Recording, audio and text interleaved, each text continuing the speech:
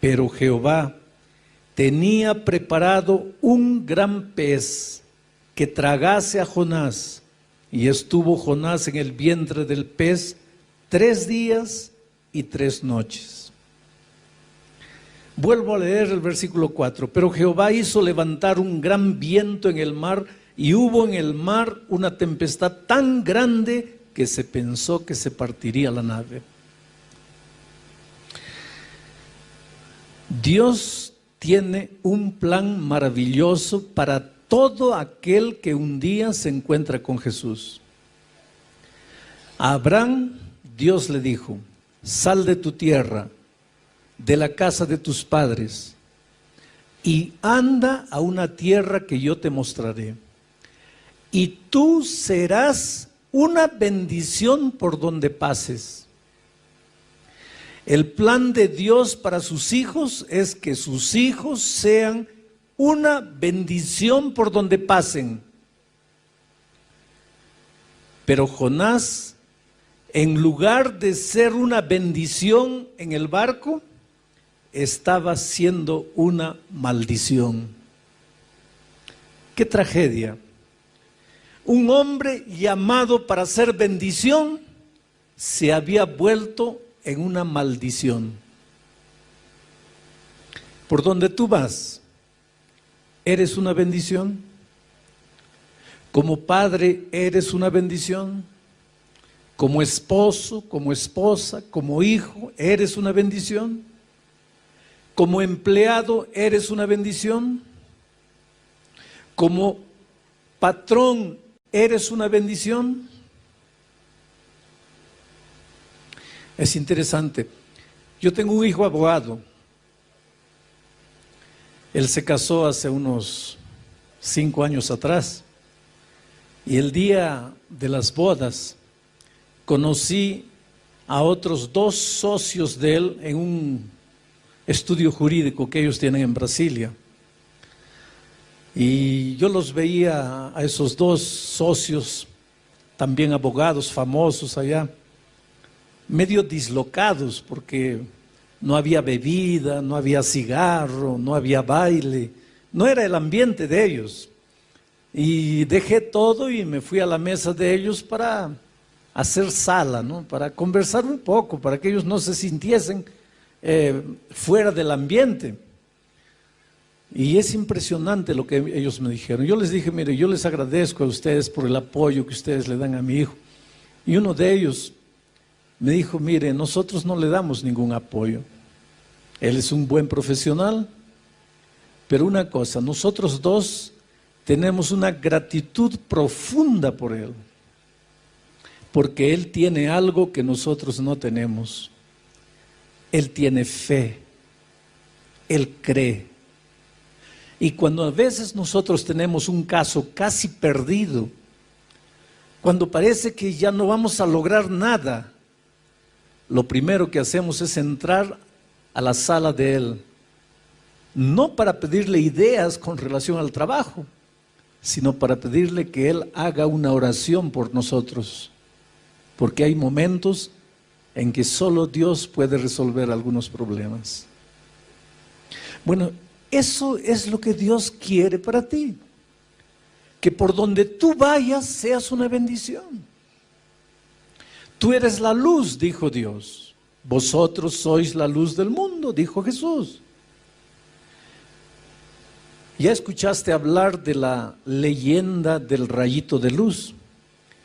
El rayito de luz quería conocer a las tinieblas y un día fue a la mamá y le dijo: mamita, quiero conocer a las tinieblas, ¿dónde puedo encontrar a la oscuridad? La mamá le dijo: mira, anda a ese cuarto, allí está la oscuridad, puertas cerradas, ventanas cerradas, métete por alguna rendijita, allí vas a encontrar a la oscuridad. Y el rayito de luz se fue, entró y volvió frustrado. Mamita, entré, pero no había ninguna oscuridad. Entonces la madre le dijo: mira, ándate al centro de la tierra, allá al fondo de la tierra, ahí está la oscuridad. Y el rayito de luz se fue allá y volvió triste. Mamita, tampoco encontré la oscuridad.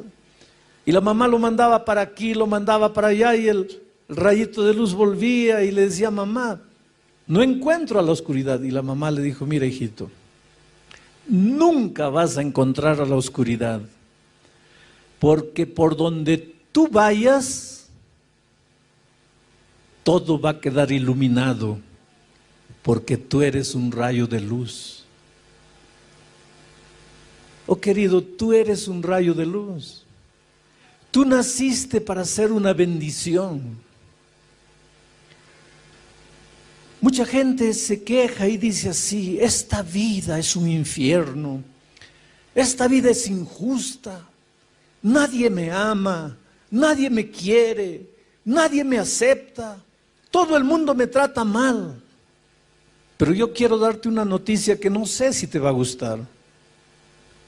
No es que todo el mundo te trata mal, no es que nadie te quiere, es que este mundo, esta vida es como un espejo.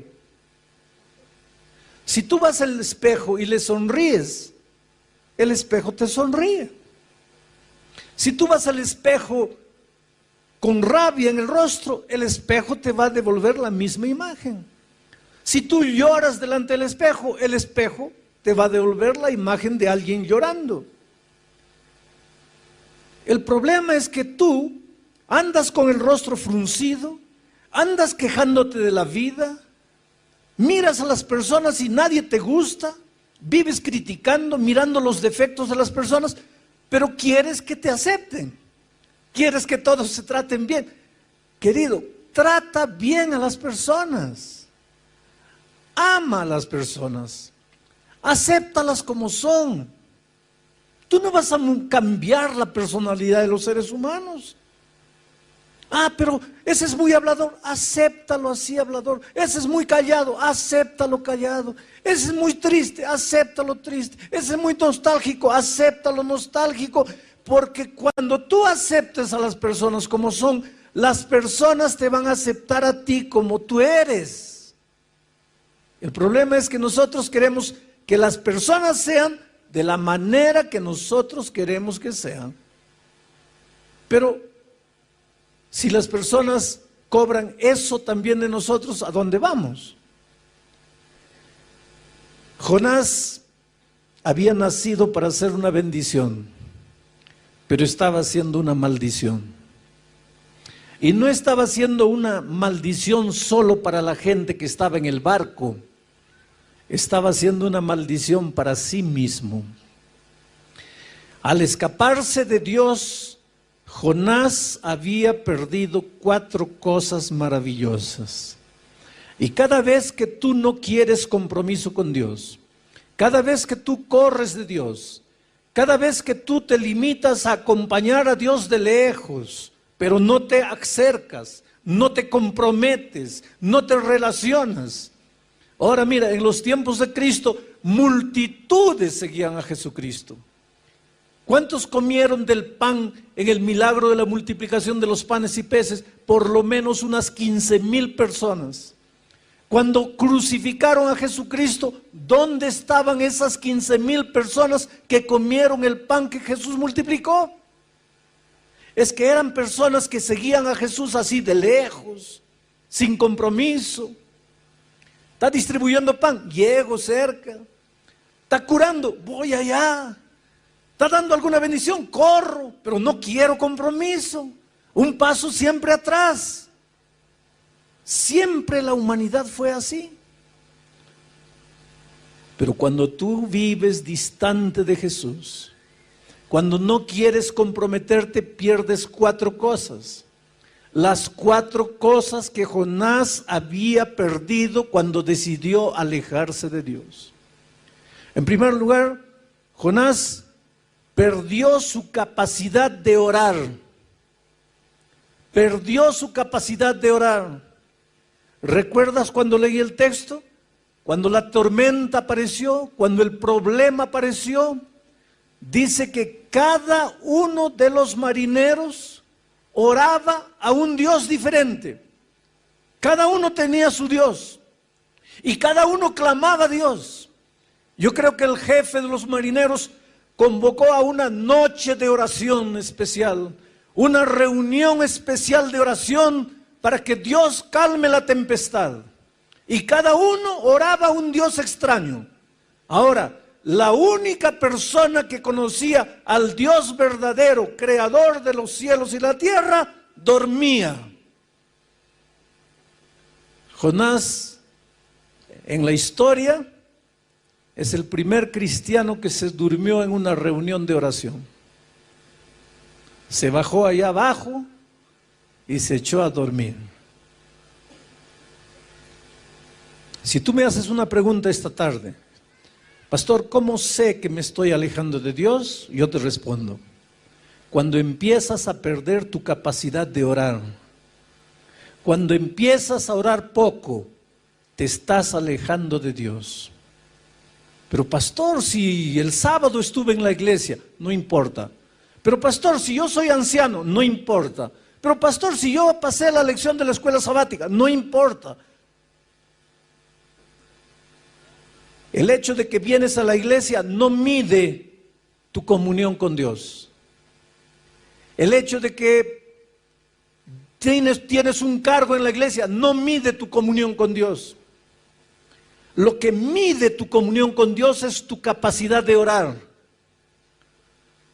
Y la primera evidencia de que te estás alejando de Dios es que te da menos y menos ganas de orar. Y cuando tú no oras puedes estar en la iglesia, pero estás solo en la vida. Y cuando la tormenta viene, ¿qué haces? ¿A dónde vas? Cuando están demitiendo de la empresa a todos los empleados y tu nombre está en la lista, ¿qué haces? Cuando tu hogar se está destruyendo, ¿qué haces? Cuando estás adeudado o endeudado hasta el cuello, ¿qué haces? Porque si tú no estás orando, estás lejos de Dios. La única manera de saber que estás con Dios es si todos los días estás pasando tiempo en oración, abriendo tu corazón y dependiendo de Dios. Pero Jonás había perdido su capacidad de orar. Como consecuencia de haber perdido la capacidad de orar, Jonás empezó a perder la sensibilidad espiritual. Jonás dormía. Y cuando tú estás durmiendo, estás víctima de tus enemigos, a merced de tus enemigos. Cuando estás durmiendo, hasta un niño te puede matar. ¿Por qué? Porque durmiendo no puedes defenderte.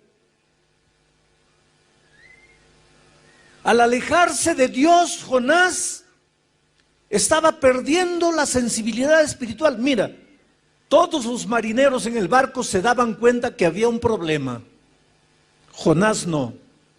Jonás dormía. Los marineros en el barco agarraban las cosas y arrojaban al mar para que el barco no tuviese mucho peso, a fin de que continuase flotando. Los marineros se esforzaban, los marineros luchaban, los marineros miraban al cielo, pensaban, ¿qué está pasando? Ahora el único que tenía conciencia de lo que pasaba, dormía. Había perdido la sensibilidad espiritual. ¿Sabes que lidiar con cosas espirituales es una bendición, pero puede transformarse en una maldición? Porque podemos familiarizarnos tanto con las cosas espirituales que pasan a ser rutinarias.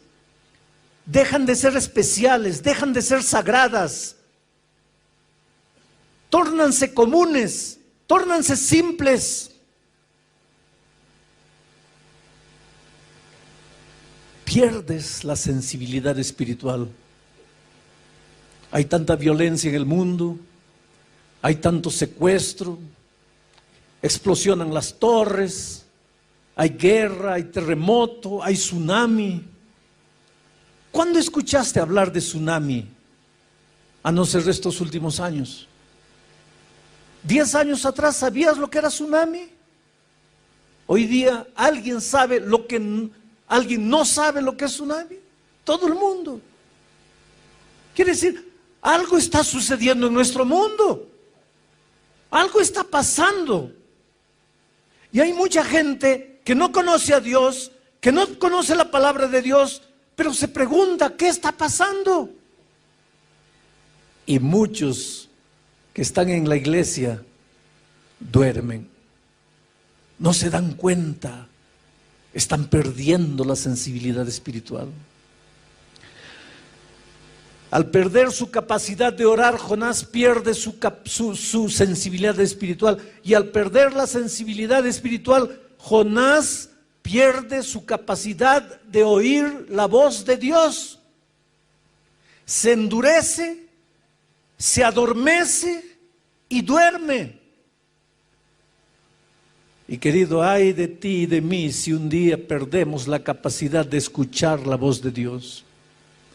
¿Cómo Dios habla a tu corazón? A través de la conciencia, que saca sus conclusiones de la palabra de Dios.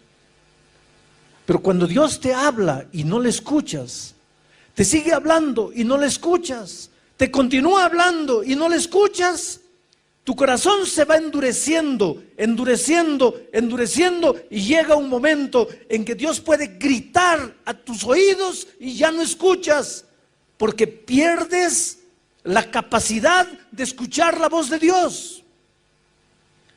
¿Hace cuántos años Dios te llama? ¿Hace cuántos años Dios toca tu corazón para que le entregues definitivamente la vida a Cristo? Estaré predicando esta noche para alguien que ya tuvo momentos felices en la iglesia de Dios, y por esas cosas de la vida hoy día estás lejos de Dios, lejos de la iglesia. ¿Cuántas veces Dios te ha llamado? ¿Cuántas veces Dios ha tocado tu corazón? ¿Cuántas veces en medio de la noche el Espíritu te ha incomodado? ¿Cuántas noches de insomnio has tenido? Porque la voz de Dios te atormenta. Pero si tú no le haces caso, y no le haces caso, y no le haces caso, llega un momento en que tu corazón se endurece y pierdes la capacidad de escuchar la voz de Dios. Ahora veamos cómo las personas tratan de resolver el problema que había aparecido aquella noche. Estaban en medio de una noche oscura y un mar embravecido. Cada uno clama a su Dios. Y después de clamar a Dios, todos los que estaban en el barco tratan de resolver el problema. En primer lugar, ellos raciocinan y llegan a la siguiente conclusión: este problema debe haber aparecido porque entre nosotros debe haber un culpable. Y entonces ellos echan suerte. Ustedes saben que los marineros juegan cartas, juegan dados, juegan dominó. Los marineros pasan el tiempo con ese tipo de juegos de azar. Y los marineros aquella noche trataron de descubrir quién era el culpable, utilizando las herramientas que tenían en sus manos, utilizando las cosas que ellos conocían. Echaron mano del juego de azar. No es que la Biblia apruebe el juego de azar. Lo que la Biblia está mostrando es que cuando el ser humano está en problemas, trata de resolver sus problemas con lo que tiene en la mano. Ni que para eso tenga que entrar en la tradición humana que no tiene base científica ninguna. Ponte a pensar en nuestros días. La humanidad inconscientemente sabe que este barco está en peligro. La humanidad inconscientemente sabe que la embarcación llamada tierra está corriendo peligro. Y cada uno trata de resolver el problema. Unos piensan que esta tierra se va a destruir por causa del desequilibrio ecológico. Entonces vamos a concentrar todas las fuerzas en mantener el equilibrio ecológico. Y nunca en la historia se vio tantos movimientos defendiendo el equilibrio ecológico. Y claro que tiene razón de ser, pero la solución para el planeta no está ahí. Hay mucha violencia, hay mucho robo, hay mucha deshonestidad. Entonces, ¿qué debemos hacer? Vamos a construir prisiones para que todos los ladrones vayan allá. Ahora, querido, si todos los ladrones tuviésemos que ir a la prisión, no quedaría nadie afuera, porque el problema no está afuera, el problema está en el corazón humano. Hay un filósofo que dice que si tú no robaste todavía es porque no tuviste la oportunidad. Y yo te voy a confesar una cosa, porque quiero que entiendas que soy un ser humano tan humano cuanto tú. Un día en los Estados Unidos entregué un billete de $100, perdón, un billete de $10 para una compra que hice de $2, $3. Y la chica debería tener algún problema ese día, seguro que peleó con el esposo o algún hijo estaba enfermo. Evidentemente su cuerpo estaba allí, pero su cabeza no estaba, porque me recibió el billete de $10 y me dio el vuelto de $100. ¿Qué es lo que debería haber hecho yo inmediatamente? ¿Qué debería haber hecho? Devolver. Y devolví. Pero pensé 2 segundos antes de devolver. Y después me asusté. ¿Por qué tuve que pensar? ¿Por qué tuve que pensar? ¿Por qué no devolví en el acto? Como algo natural. Porque la honestidad no es natural. No es natural de nuestra naturaleza pecaminosa. Entonces, querido, el problema no está con la justicia humana, no está con la prisión, el problema está con el corazón humano. Pero cada ser humano trata de resolver el problema. El matrimonio está hundido. Vamos a intentar esto, vamos a intentar aquello, vamos por este camino. A veces entra en el terreno de la depravación, queriendo salvar el matrimonio. El problema no está allí. El ser humano, mira, hay gente que no sale de casa sin mirar el horóscopo para ver si este es mi día de suerte o no, si hoy día me va bien, me va mal. Ponte a pensar un poquito, ¿qué tiene que ver el astro que está ya millones de años luz con tu vida aquí? Oh, querido, piensa un poco. Porque me tropecé porque mi horóscopo decía que me iba a tropezar. ¿Qué tiene que ver ese astro con el hecho que no miraste la piedra que estaba delante de tu camino? Pero el ser humano, cuando está en problemas, trata de correr de un lado para otro para resolver el problema. Y es lo que los marineros hicieron aquella noche. Lo que estaba en las manos eran las cartas y comenzaron a echar suerte. Y te digo una cosa,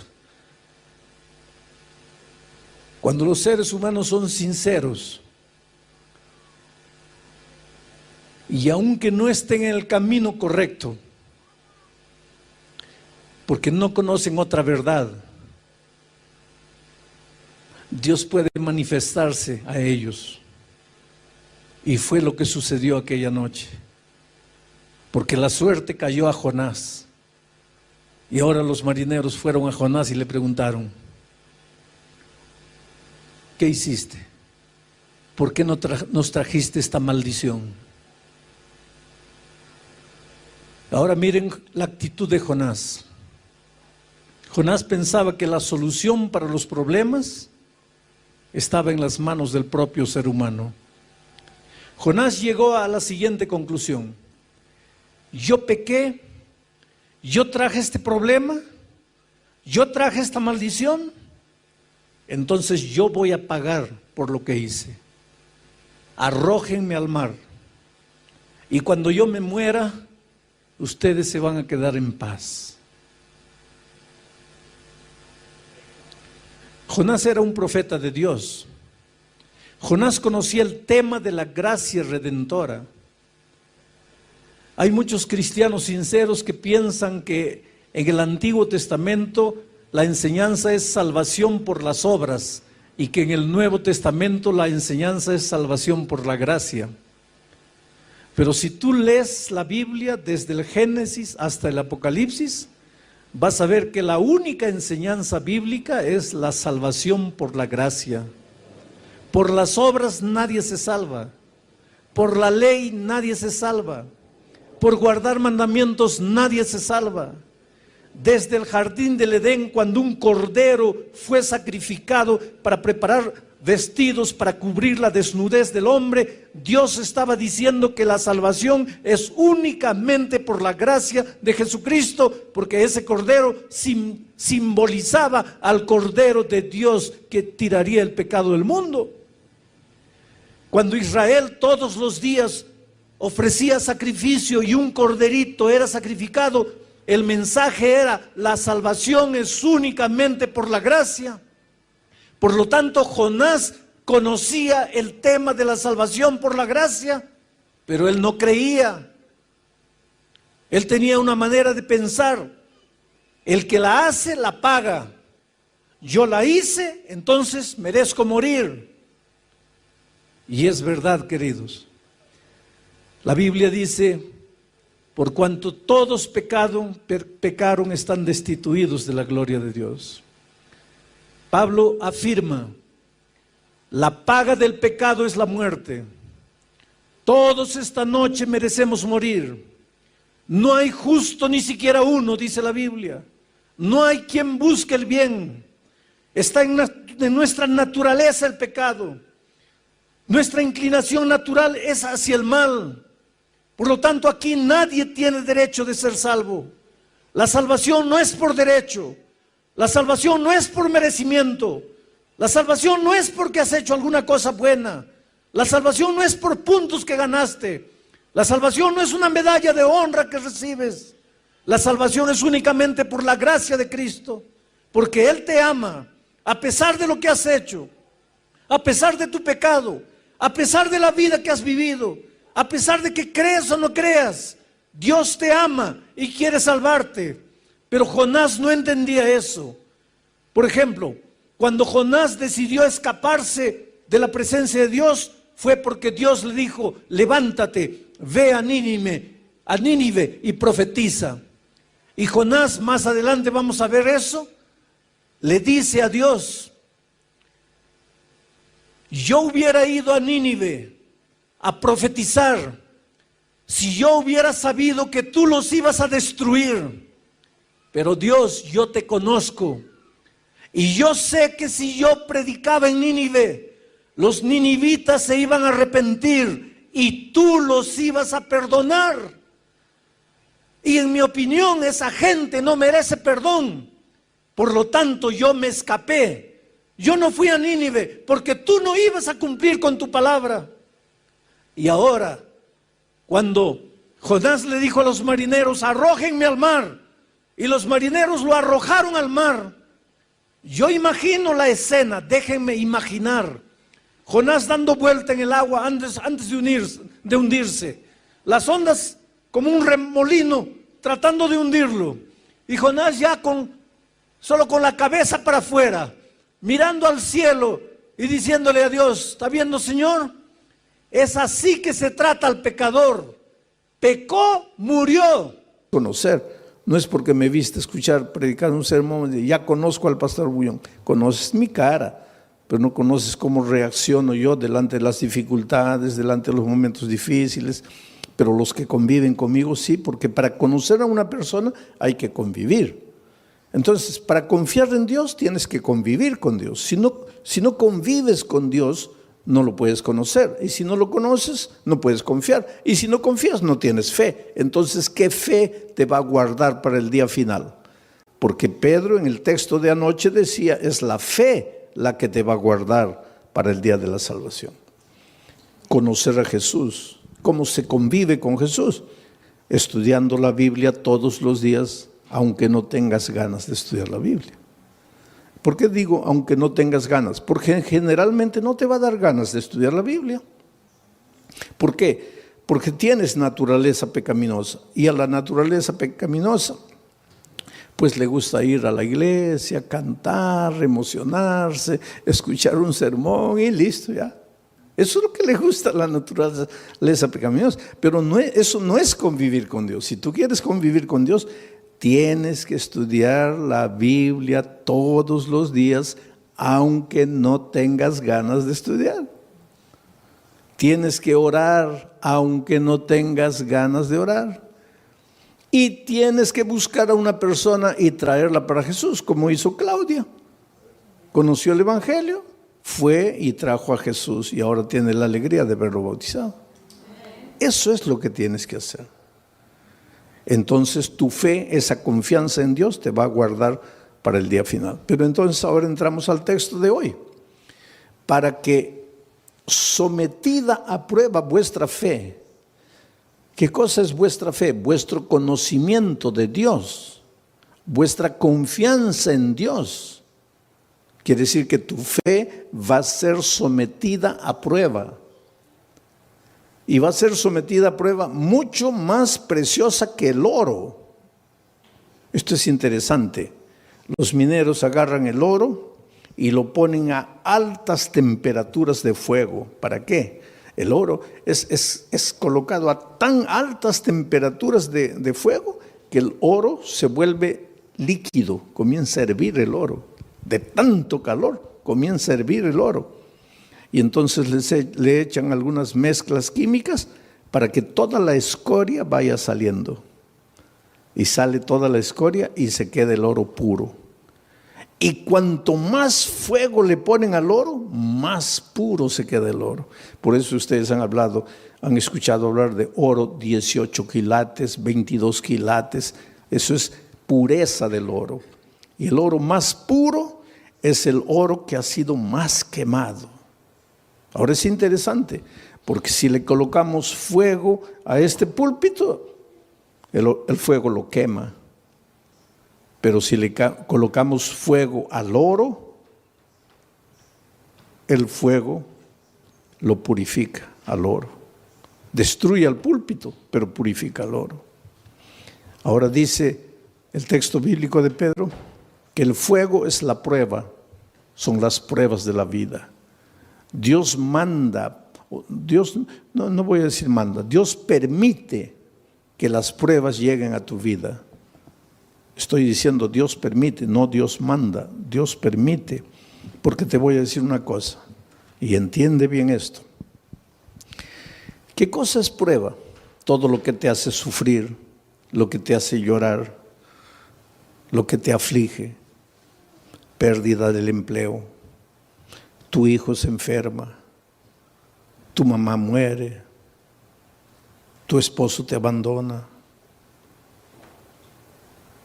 Aflicciones, pruebas, todo eso, por favor, nunca digas Dios me está mandando la prueba, porque Dios no manda pruebas. Todo lo que te hace sufrir no viene de Dios, viene del diablo. Porque Dios dice, he aquí los pensamientos que tengo acerca de ti, pensamientos de paz y no de guerra, pensamientos de amor y no de odio. Dios solo quiere lo mejor de lo mejor para ti. Pero vives en un mundo de dolor. Hasta que Cristo venga, estamos peregrinando en el desierto del dolor de esta vida. Y muchas veces quien nos manda el sufrimiento, el dolor, es el diablo. ¿Y por qué te hace sufrir el diablo? Esto es interesante y esta noche vas a entender. ¿Por qué el diablo te hace sufrir? Tú no le has hecho nada al diablo. ¿Por qué te hace sufrir? Porque Él es el origen de la enfermedad, Él es el origen de los accidentes, Él es el origen de las tragedias. Todo lo que te va mal en la vida es porque Él está por detrás de eso. Pero ¿por qué te hace sufrir si tú no le has hecho nada al diablo? Ahora te voy a explicar. Es que el enemigo del diablo no eres tú, es Jesús. Él quiere derrotar a Jesús.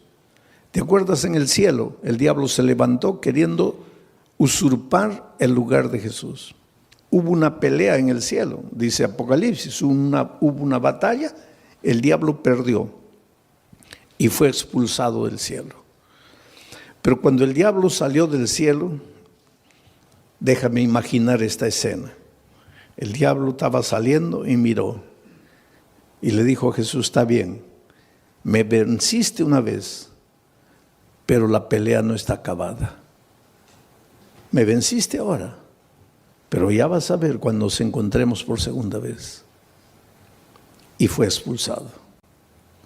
Entonces, cuando Jesús nació en esta tierra, cuando vino a salvarnos del pecado, Jesús era un nené indefenso. Y el diablo dijo, ahora sí, no lo pude derrotar en el cielo, pero ahora como un niño yo lo agarro y lo mato. Y miren lo que el diablo hizo. ¿Vino a matarlo personalmente? No, porque el diablo es cobarde. El diablo nunca muestra la cara. ¿Qué hizo el diablo para matar a Jesús? Se metió al corazón del rey Herodes. Firmó un decreto de muerte para mandar matar a todos los niños menores de 2 años. Y cuando Herodes firmó el decreto de muerte, ahí el diablo dijo, ahora sí, lo voy a matar. De esta no se salva. Pero esa misma noche, el Espíritu de Dios se presentó a José y le dijo, toma al niño y a su madre y vete a Egipto, porque lo van a matar. Y cuando José huyó para Egipto, el diablo se quedó mordiendo los labios de rabia y dijo, me venciste por segunda vez. Después, cuando Jesús comenzó su ministerio, antes de comenzar su ministerio, se fue al desierto a ayunar 40 días, ¿te acuerdas? 40 días sin comer, pues Jesús estaba debilitado, flaco. Ahí el diablo pensó, ahora lo agarro. No lo gané, no lo derroté en el cielo, no lo derroté cuando era niño, pero ahora lo agarro. Está debilitado, 40 días sin comer, lo agarro. Y vino. ¿Y vino como diablo? No, porque el diablo nunca muestra la cara. Se disfrazó de ángel de luz. Y trató de engañarlo, pero no pudo, porque Jesús conocía la palabra de Dios. Y entonces derrotó al diablo por tercera vez. 3-0. Ya era casi goleada. Pero entonces el diablo esperó, dijo, la cuarta es la vencida. Y hubo una cuarta. Cuando el diablo se metió al corazón de los soldados, porque ya les dije, el diablo nunca muestra la cara, y los soldados prendieron a Jesús y lo llevaron al Calvario y lo clavaron. Y cuando Jesús murió, ahí sí el diablo dio una carcajada. Dijo, ahora sí lo vencí, lo acabé. Lo acabé. Al tercer día Jesús resucitó.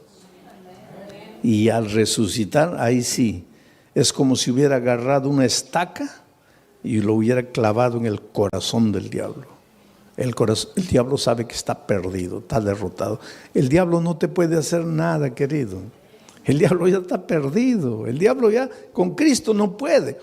Entonces, como no puede con Cristo, se las agarra contigo. Es como si yo tuviera, vamos a decir, yo tuviera un hijito de 2 años. Pero tengo un vecino que quiere pelear conmigo. Viene, una bofetada, se va llorando el pobre. Pero es terco. Viene una segunda vez. Otra bofetada, se va llorando. Pero es terco, viene la tercera vez. Ahí ya ni levanto la mano, ya sale corriendo.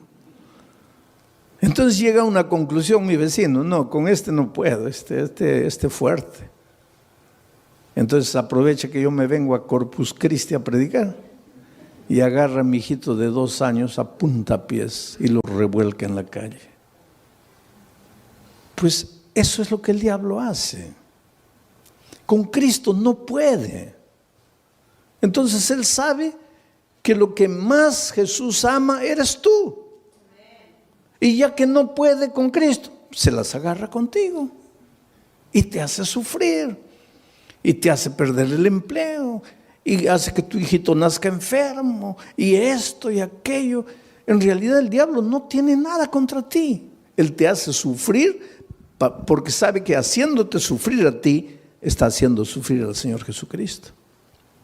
Pero ahora viene Pedro y dice así, pero es que los sufrimientos que te llegan a la vida no te pueden destruir porque tú no eres madera, tú no eres plástico, tú eres oro.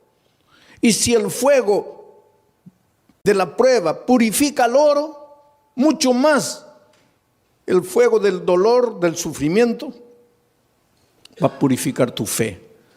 Quiere decir, cuando el dolor llegue a tu vida, tú lloras. Si tienes que llorar, llora. Pero no te separes de Jesús. Dile, Señor, yo no entiendo por qué estoy sufriendo. Y hay una cosa interesante. Cada vez que tú quieres andar en los caminos de Dios, cada vez que tú te propones ser más fiel a Dios, ahí más viene el diablo para destruirte. ¿Por qué? Porque esa es la pregunta que mucha gente hace. Pastor, cuando yo estoy así relajado en mi vida cristiana, parece que no me vienen pruebas. Pero cuando me quiero consagrar, ahí viene todo. ¿Por qué? Simple. Porque cuando estás relajado espiritualmente, cuando no estudias la Biblia, no oras, nada, estás en el terreno de ¿quién? Estás en el terreno del diablo. Puedes estar en la iglesia, pero estás en el terreno del diablo. ¿Y para qué el diablo te va a molestar si ya estás perdido con él? Ya pues te deja tranquilo.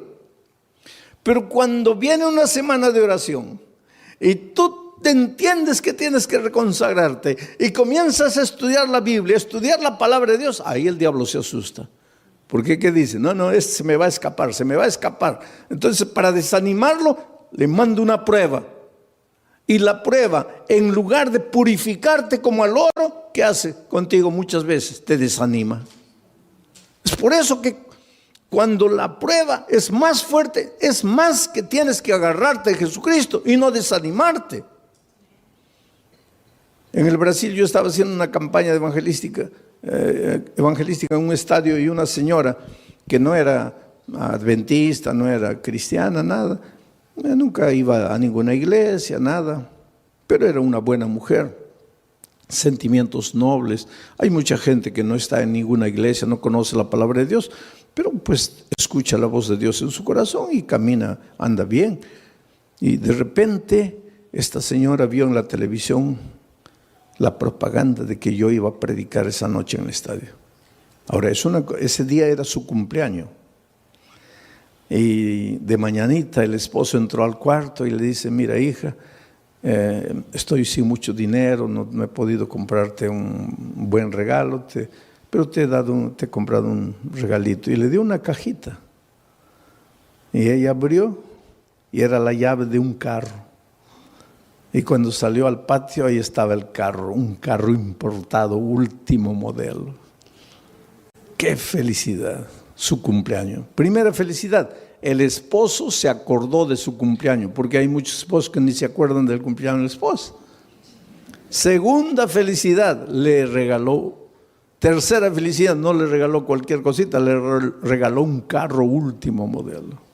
Entonces ella estaba tan feliz que cuando vio la propaganda de la predicación en el estadio, dijo: bueno, estoy tan feliz que me voy al estadio a agradecerle a Dios. Va a predicar ese pastor, voy a agradecer. Y se fue al estadio. Feliz de la vida, entró. En la hora del llamado se levantó, vino adelante, le entregó la vida a Jesucristo. Dijo: ay, qué día tan feliz, hoy es mi cumpleaños, hoy mi esposo me regaló el carro, hoy me entregué a Jesús. No, este es el día más feliz de mi vida. Y cuando sale a agarrar su carro en la playa de estacionamiento, los ladrones se lo habían llevado. Ahí ella comienza a pensar: toda mi vida no quise saber nada de iglesia, no quise saber nada de Dios y nunca me robaron ni un alfiler. Y hoy que le entrego mi vida a Cristo, me roban el carro. ¿Qué Dios es ese? Ahí está la astucia del diablo. Tú preocúpate cuando no vienen pruebas a tu vida, querido. Porque a veces no vienen pruebas a tu vida porque el diablo está tranquilo contigo. ¿Para qué te va a mandar pruebas? Pero atrévete a entregarte al Señor Jesús, a caminar en sus caminos, que ahí viene el diablo con todo para desanimarte. Ahora vamos al texto bíblico una vez más. Para que sometida a prueba vuestra fe, Sí, porque tu fe tiene que ser sometida, porque una cosa es, sí, yo creo. Eso no es fe. Eso no es fe. Por eso es que el creer siempre viene acompañado del bautismo. El texto de Marcos 16 dice, el que creyere y fuere bautizado, este será salvo. El problema es el idioma, porque en español creer y ser bautizado son dos cosas. Pero es que Marcos no escribió ese versículo en español, porque Marcos no hablaba español. Marcos escribió ese versículo en griego, el idioma que él hablaba. Y en griego no son dos conceptos, el que creyere y fuere bautizado, no. Es un solo concepto, el que creyere siendo bautizado. O sea, en griego, creer no es solo mover la cabeza, no es solo teoría. El creer intelectual viene acompañado del creer práctico. Si tú crees, te bautizas. Si no te bautizas, es porque tu creer se quedó en la teoría. Y ese creer teórico no te salva. Te voy a hacer pensar un poco. El otro día una señora me preguntó, pastor, ¿el diablo es ateo? A ver, ¿qué piensan ustedes? ¿El diablo es ateo? No, el diablo no es ateo, querido. Y Santiago explica eso. Dice, ¿tú crees en Dios? Haces bien. Pero el diablo también cree. Y no solo cree. ¿Qué más hace? Tiembla. Ahora, si el diablo cree y tiembla, ¿por qué no se va a salvar? Porque su creer es teórico. Su creer no es práctico. Entonces, mucha gente hoy, muchos cristianos, sí, yo creo, bautízate. No, bautismo no, pero yo creo. Eso no existe. Yo creo, pero no me bautizo. Eso no existe, porque el creer bíblico es creer siendo bautizado. Es decir, la teoría y la práctica van juntos. Y tu fe cuando es práctica, tiene que ser probada. Tiene que ser probada. Porque el sufrimiento es como el dolor. Si tú comienzas a levantar pesas, comienza a doler. Levantas 10, ya pesa. Y comienza a doler. Al día siguiente 15, duele. Al otro día 20, duele, pero después te agarran aquí, pura piedra. Así es la fe.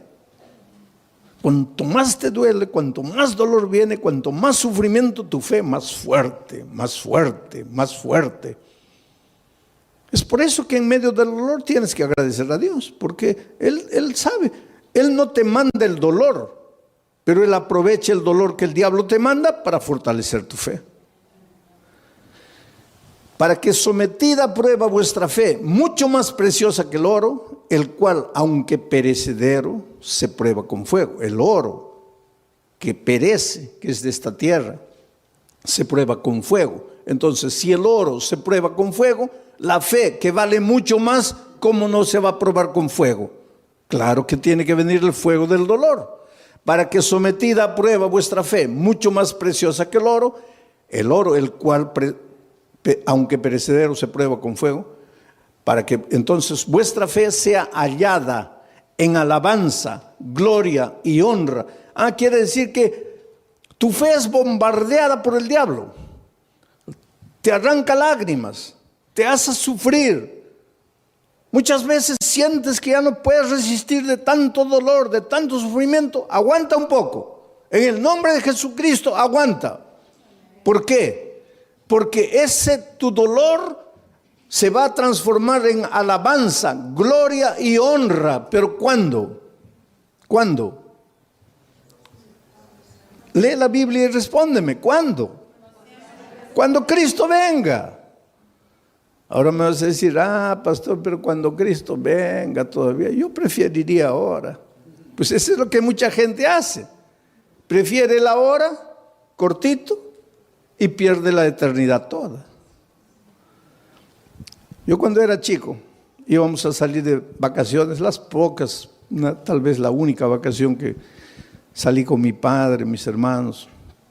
Íbamos a viajar a un lugar donde no había dentista, no había nada, y me comenzó a doler el diente, ¿no? Y mi padre me dice, mira, antes de salir vamos a arrancar el diente. Yo soy de aquellos tiempos en que dolía el diente, arrancaban. Hoy día no, eso es un crimen. El diente te duele, hay que restaurarlo. Pero yo soy de los tiempos, dolía, arranca. Había muchachitos de 20 años que ya no tenían un diente todo arrancado porque comenzaba a doler, arrancaban. ¿Cómo ha progresado la odontología también? Hoy día es un asesinato arrancar un diente. Pero pues mi padre me dice, oye, vamos a arrancar el diente porque... No, pero me va a doler. ¿Cuánto te va a doler? Te va a doler un día. Pero vas a disfrutar de las vacaciones. No. Oye, vamos a ir a un lugar donde no hay dentista. Vamos a arrancar el diente. No, que no. Fuimos de vacaciones. Y el dolor aumentó. Se me arruinaron las vacaciones. Todo el mes llorando, dolor. Y ahí mi padre me decía, ahí. Yo no te dije. Mejor sufre un día y disfrutas de 30 días de alegría. Ahora, tú preferiste el día de gozo y 30 días de sufrimiento. Entonces la vida cristiana es igualita, querido. En este mundo vas a encontrar dificultades, especialmente si quieres seguir a Jesucristo, porque el diablo es astuto. Tú tienes un buen empleo, pero ahora descubres que el sábado es el día santo del Señor y quieres guardar el sábado, ya vienen los problemas. Pero hay una cosa, no te desanimes. El diablo te puede hacer sufrir un día, 2 días, 3 días, pero hay un tercer día. Cuando Cristo murió en la cruz del Calvario, el diablo dio la carcajada y dijo, ahora sí lo vencí, se acabó. Al siguiente día el diablo seguía dando la carcajada, lo vencí, lo maté. Al tercer día amaneció dando la carcajada y de repente la carcajada del diablo paró en seco porque la tierra se abrió y Cristo resucitó. El diablo se puede reír de ti hoy, se puede reír de ti mañana, pero al tercer día va a tener que tragar la carcajada porque Dios puede permitir que el diablo te haga sufrir un día, 2 días, 3 días. Pero llega el momento en que Dios te va a devolver todo lo que el diablo te quitó. Así fue con Job. Le quitó la hacienda, le quitó los hijos, le quitó el dinero, le quitó todo, la esposa prácticamente, le quitó todo. Pero cuando llegó el momento, Dios le devolvió todo. Y se lo devolvió en doble, el doble de hacienda, el doble de dinero, el doble de camellos, el doble de ganado, el doble de hijos. Lo único que no le devolvió en doble fue la mujer. Pero todo lo demás le devolvió en doble. Dios es grande, querido. Cuando venga el dolor a tu vida, no te preocupes. ¿Por qué sufro? Dios me ha abandonado, Dios me ha dejado. No, querido, Dios no te ha dejado. Dios no te ha abandonado. Él tiene un plan para ti. ¿Y sabes por qué muchas veces permite que el dolor llegue a tu vida? Porque es la única manera de purificarte a ti mismo. A veces es en el dolor que aprendes a ser paciente. En el sufrimiento, en las lágrimas, aprendes a depender de Dios. Y esta vida cristiana es dependencia de Dios. Y esa disciplina de aprender a depender de Dios, muchas veces solo con el dolor. Vamos a seguir leyendo. El siguiente versículo. Versículo 8. ¿A quién amáis? Está hablando de quién, de Jesucristo. Porque dice que vuestra fe va a ser recompensada con gloria, honra, alegría. ¿Cuándo? Cuando Jesús venga. Cuando Jesús venga, Jesús, a quien amáis sin haberle visto. En quien creyendo, aunque ahora no lo veáis, os alegráis con gozo inefable y glorioso. Mira, a quien amáis sin haberle visto. ¿Tú vives con Jesús hoy? Sí. pero no como los discípulos que pudieron verlo. Por eso Jesús le dijo a los discípulos: bienaventurados los ojos de ustedes que pueden ver lo que los profetas quisieron ver y no pudieron. Estaba hablando del mismo. Los profetas siguieron a Jesús solo por la fe. Nosotros hoy también lo seguimos solo por la fe, pero los discípulos tuvieron un privilegio único. Ellos lo vieron físicamente. Pero aunque nosotros no podamos verlo físicamente, igual podemos verlo a través del estudio de la Biblia, de la oración y trayendo una persona para Cristo. Estamos conviviendo con Jesús. Pero aquí el asunto es, ¿quién escribe a quien amáis sin haberle visto? ¿Quién escribe este versículo? Pedro. ¿Y Pedro lo vio? ¿Y lo amó? ¿Y por qué lo traicionó? Ustedes se acuerdan que después de la traición, Jesús ya había resucitado y los discípulos estaban en la playa. Y el pobre Pedro, cuando Jesús apareció en la playa, estaba mirando para otro lado, avergonzado. Ay, ¿qué me va a decir? Que lo he traicionado, porque después de la crucifixión ya no lo vio. Ahí se encontraron en la playa con Jesús resucitado. Y Jesús apareció y Pedro: ay, Señor, en algún momento me va a llamar aparte, me va a dar una bronca porque lo traicioné. Y efectivamente, en un momento, Pedro se acercó. Jesús se acercó y Pedro dijo: ahora viene la paliza. Y Jesús le hizo una pregunta: Pedro, ¿me amas? La última cosa que Pedro imaginaba era esa pregunta: ¿me amas? Sí, Señor. No, Pedro. ¿Cómo sí, Señor? Te estoy preguntando si me amas. Sí, Señor. No, calma. ¿Por qué tanta prisa? No me has entendido. Te estoy preguntando si me amas. Y ahí él se dio cuenta de por qué Jesús le preguntaba eso. Y comenzó a llorar. Y dijo: Señor, yo sé, tú sabes todas las cosas. Tú no tienes ninguna razón para creer que yo te amo. Te he fallado. Pero me das la oportunidad de amarte. Y Jesús le dijo: claro que sí. Y todavía te voy a confiar una misión: predicar el Evangelio. Y algunos días después, Pedro se levanta para predicar un sermón y bautiza a 3,000 personas. La pregunta esta noche es: ¿tú quieres resistir en la prueba? Cuando el dolor venga, ¿no quieres traicionar al Maestro? Entonces la pregunta es: ¿tú amas al Señor Jesús? Porque Pedro después de haber pasado todo eso dice: a quien amáis sin haberle visto. ¿Por qué dice a quien amáis sin haberle visto? Porque él sí lo había visto. En quien creyendo, aunque ahora no le veáis, os alegráis con gozo inefable y glorioso. Lo que Pedro está diciendo es: tú, aunque no lo veas físicamente, lo puedes amar. Y Pedro, cuando se levantó, se arrepintió y le dijo a Jesús que lo amaba. Dice la tradición, la Biblia no dice eso, pero la tradición dice que él fue crucificado. Y cuando lo iban a crucificar, él dijo: no soy digno de ser crucificado como mi Maestro. Crucifíqueme de cabeza para abajo. Y lo crucificaron de cabeza para abajo. No hay prueba bíblica para decir eso, pero la tradición dice. Sea como fuere, sabemos una cosa: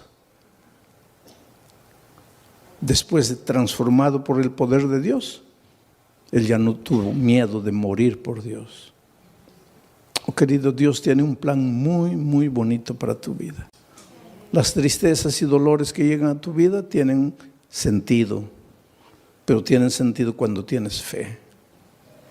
Hace muchos años atrás, en la ciudad de San Pablo, los jóvenes de una iglesia fueron a participar de un congreso en el sur del país. 40 jóvenes, miembros del coro de la iglesia. Y el sábado en la noche, terminado el congreso, regresaban para San Pablo. Y el ómnibus se chocó. Sabe que los jóvenes venían cantando himnos, los himnos del coro. Venían cantando en el ómnibus y el ómnibus se chocó contra un camión cargado de fierro de construcción. y el fierro los atravesó. Así los hizo